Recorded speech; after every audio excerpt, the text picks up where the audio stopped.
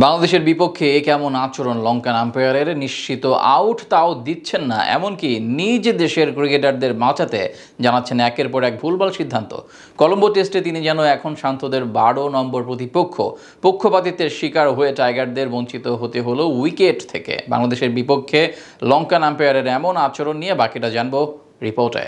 তীব্র গরমে গতকাল হঠাৎ করে অস্বস্তি বোধ করেন ইংলিশ আম্পায়ার অ্যালেক্স ওয়ার্ফ। কলম্বোর উত্তপ্ত আবহাওয়ায় মাত্র 5 ঘন্টা আম্পায়ারিং করেই অসুস্থ হয়ে মাঠ ছাড়তে হয় তাকে। তার পরিবর্তে রিজার্ভ আম্পায়ার হিসেবে মাঠে নামেন লঙ্কান ম্যাচ অফিসিয়াল প্রগীত রামবুকেলা, যিনি কিনা আজ সকাল থেকে একের পর এক বিতর্কিত সিদ্ধান্ত দিয়ে টাইগার দলের মাথা ব্যথার কারণ হয়ে দাঁড়ান। নিজ দেশকে সুবিধা দিতে একের পর এক চোখে পড়ার মতো ভুল সিদ্ধান্ত দিতে পিছপা হননি এই আম্পায়ার। লঙ্কানদের বিপক্ষে টস জিতে ব্যাট করতে নেমে সুবিধা করতে পারেনি বাংলাদেশ। কলম্বোর মাঠে টাইগার ব্যাটারদের মধ্যে কেউই ইনিংস বড় করতে পারেননি। গতকাল 8 উইকেট হারানোর পর আজ প্রথম ঘন্টায় সাজঘরে ফেরেন বাকি 2 ব্যাটার। ফলে মাত্র 247 রানে অল আউট হয়ে যায় বাংলাদেশ। এরপর ব্যাট করতে নেমে আজ শুরু থেকে টাইগার বোলারদের বেশ সাবলীলভাবে সামলাতে থাকেন স্বাগতিক 2 ওপেনার লাহিরু উদারা এবং পাথুম নিশাঙ্কা। দুজনের কাছে অনেকটা অসহায় হয়ে পড়ে ইবাদত তাইজুলরা। তার উপর 12 নম্বর প্রতিপক্ষ হিসাবে হাজির হন আম্পায়ার প্রগীত রামবুকেলা। কাল শেষ বেলায় অসুস্থতা নিয়ে অ্যালেক্স ওয়ার্ফ মাঠ ছাড়লে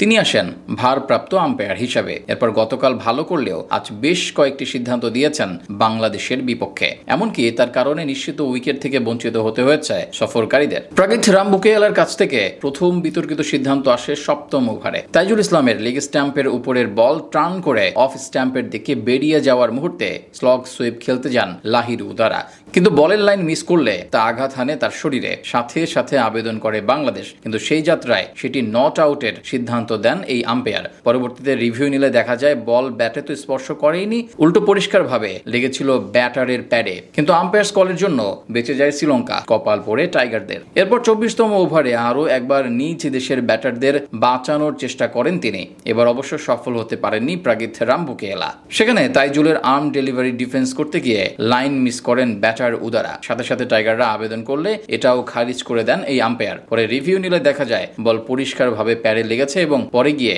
ব্যাটে লেগেছে, যার সুবাদে সিদ্ধান্ত বাতিল করে পুনরায় আউটের সিদ্ধান্ত দেন প্রগীত রামবুকেলা। ফলে প্রথম উইকেটের দেখা পায় টিম টাইগার্স। কিন্তু লঙ্কান ম্যাচ অফিসিয়ালের এমন কাণ্ড কিছুটা ব্যাকফুটে ঠেলে দিচ্ছে শান্তদের। একে তো তিনি রিজার্ভ আম্পায়ার হিসাবে দায়িত্ব পেয়েছেন, তার সাথে আইসিসির এলিট প্যানেলের সদস্য না, তাই তার বিপক্ষে আঙুল তুলতে পারবে না কেউ। আর সেই সুযোগটাই যেন কাজে লাগাচ্ছেন প্রগীত রামবুকেলা।